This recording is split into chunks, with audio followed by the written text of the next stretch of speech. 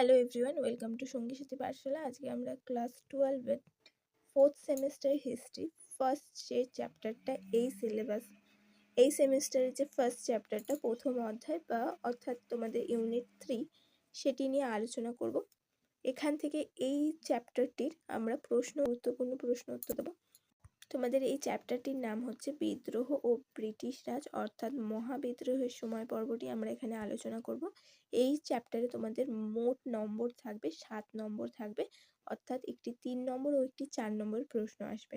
তো আমরা আজকে এখানে 3 ও 4-এর আসা উপযোগী প্রশ্নের সাজেশনটি দিয়ে দেবো। যদি তোমাদের মনে হয় যে কোনো প্রশ্নের উত্তর তোমরা পারছো না করতে, তাহলে অবশ্যই চ্যানেলে আমাদেরকে কমেন্ট করে জানাবে, অবশ্যই আমরা তোমাদের সাহায্য করার চেষ্টা করব। ফার্স্ট প্রশ্ন রয়েছে, মহারানীর ঘোষণাপত্রের তাৎপর্য লেখো।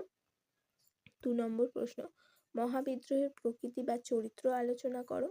3 নম্বর প্রশ্ন, 1857 খ্রিস্টাব্দের মহাবিদ্রোহের প্রত্যক্ষ কারণ কি ছিল, অথবা এই প্রশ্নটি ঘুরিয়ে আসতে পারে এনফিল্ড রাইফেল প্রবর্তনের ফলে ভারতীয় সিপাহীরা ক্ষুব্ধ হয়েছিল কেন তারা রেগে গিয়েছিলেন বা কেন তারা বিদ্রোহ করেছিলেন। আবার এই প্রশ্নটা এভাবেও আসতে পারে যে 1857 মহাবিদ্রোহের প্রত্যক্ষ কারণ কি এনফিল্ড রাইফেল ছিল। প্রত্যেকটা প্রশ্ন কিন্তু খুব গুরুত্বপূর্ণ। নেক্সট হচ্ছে এনফিল্ড রাইফেল কি, ইতিহাসে বর্ণিত কার্তুজ বিতর্কটি বিষয়ে ব্যাখ্যা করো। নেক্সট প্রশ্ন হচ্ছে 5 নম্বর প্রশ্ন, 1857 খ্রিস্টাব্দের বিদ্রোহকে ভারতের প্রথম স্বাধীনতা যুদ্ধ বলা যায় কি, বা এটির যুক্তি সহ ব্যাখ্যা করো। 6 নম্বর প্রশ্ন 6 নম্বর প্রশ্ন হচ্ছে 1857 খ্রিস্টাব্দের মহাবিদ্রোহের ব্যর্থতার কারণগুলি উল্লেখ করো, কেন এটি ব্যর্থ হয়েছিল। 7 নম্বর, মহাবিদ্রোহের অর্থনৈতিক, সামাজিক, ধর্মীয়, সামরিক, রাজনৈতিক কারণগুলি লেখো। এটা প্রত্যেকটা আলাদা আলাদা করে ভালো করে করবে। এগুলো প্রত্যেকটা আলাদা আলাদা করে করবে, প্রত্যেকটা কিন্তু 4 অথবা 3-এ আসতে পারে।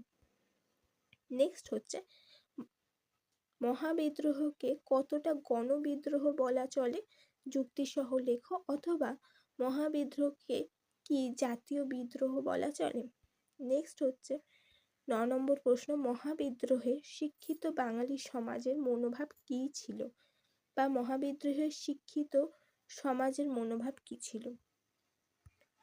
10 নম্বর প্রশ্ন, সিপাহী বিদ্রোহ বা মহাবিদ্রোহের 2 জন নেতার নাম উল্লেখ করে তাদের কৃতিত্ব বর্ণনা করো। 11, ঝাঁসির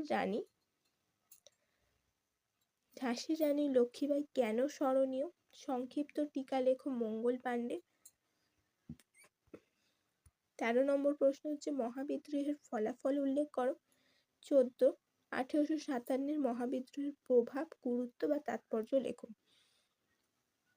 এবং 15 নম্বর প্রশ্ন, সিপাহী বিদ্রোহ কিভাবে মহাবিদ্রোহের রূপ পরিগ্রহ করে বা মহাবিদ্রোহের রূপ পায়, এবং মহাবিদ্রোহের বিস্তার সম্পর্কে লেখো।